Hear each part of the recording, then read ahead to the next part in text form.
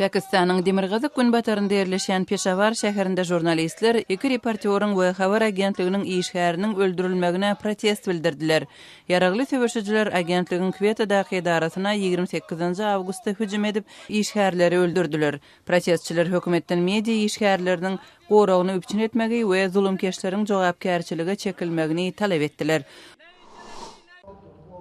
Awganistanyň garaşsyz saýlaw komissiýasy Birleşen Milletler Guramasyndan ýurdun prezidentlik saýlawlaryna degişli tesleri barlamak işine gatnaşýan gözekçileriň sanyny artdyrmagy sorady.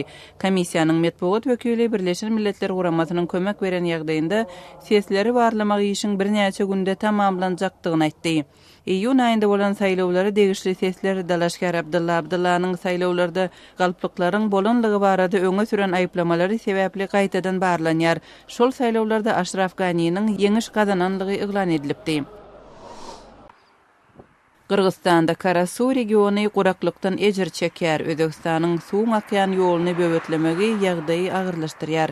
Özbekistanyň resmiýetleri kanalyň ýapylmagyna howdanlarda suwuň derejesiniň peselmeginiň sebäp bolanlygyny aýtdylar.